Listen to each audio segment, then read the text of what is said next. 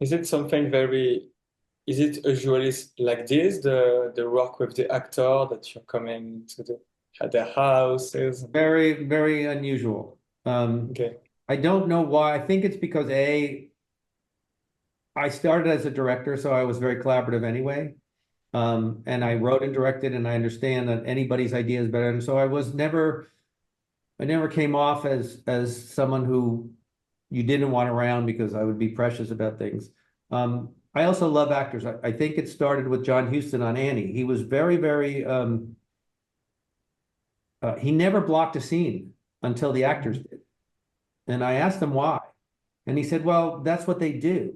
That's why we hired them. They're smarter than me about it's all they do is their character. So if they don't want to stand there and they want to do this, I think their instincts are probably better than mine. So that sort of bled into my idea about telling a story or writing a character. What do they bring to? What do they want to do? That's probably more authentic than maybe what I thought. Yeah, It's not I different. see. It's just maybe different and better or more authentic than maybe what I said did. So things like that. Yeah, I like this Yes. way to I'll see give you a good that. example was that on 16 Blocks, I had written this character and Most Def, who was almost impossible to get, really, I wrote him a letter and he loved the word savant that I used in it in describing his character. And when we were rehearsing, there was a scene in the car where Bruce Willis's character refers to him as a rat. And the dialogue was pretty good. The dialogue was like, if it looks like a rat and walks like a rat, and he goes, it could be a vole. They look like rats, but they're not right. It was a whole thing. And he said to Yeah, me, no black guy would ever accept the word rat. mm, It would be a whole different scene. That is not something you would ever use and say to somebody. And that was a perfect example of someone who knew more than I did. yeah, As much as I liked the dialogue, it was not authentic and not authentic to him. So we rewrote that and he played it his way, which was more, authentic. So that's sort authentic. of the process that I think a lot of writers don't get Mm, that get to yeah, do that. But I think it's important to think that, right? It's yeah, important to understand that what would they, you're asking somebody that's all they do is play this character. And yeah, they're going to come at it from their own perspective.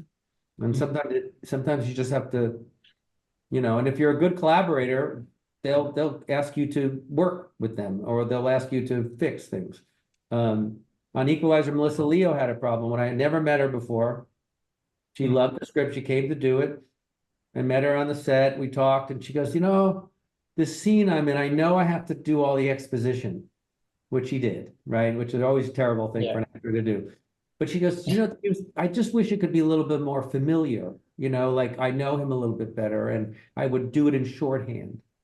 mm, And I thought, oh, that's great. So I went that night at the hotel, I rewrote the scene and I sent it to her.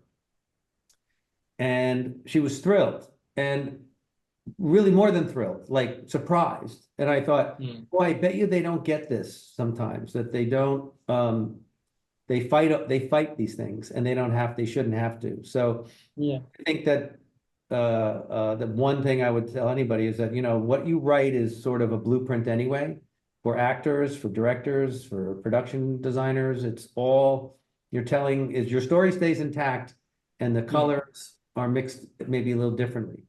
But if you do your yeah, job right, it comes out as the movie that you wrote.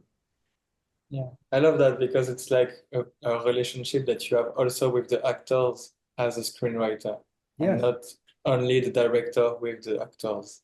It's I like, learned a lot on 16 Blocks because Dick Donner, who was directing it, we were kind of close. And so I went to read with all the actors coming into audition. So I was reading my work with them. And I remember there was one scene that they were reading that sounded terrible. And I kept thinking the actors were terrible, but it was my work that wasn't very good. It was very stilted or it was impossible to act, right? mm, And it took me that to go, oh, that doesn't sound good in my head it sounds like this, but out loud it sounds like that, and you have to fix it. So it was a good lesson to go. Sometimes you're just a little off, and you need another voice to help you. Yeah. You You have know, to adapt. and Yeah. not to be afraid of it, just to be embracing of it. You know.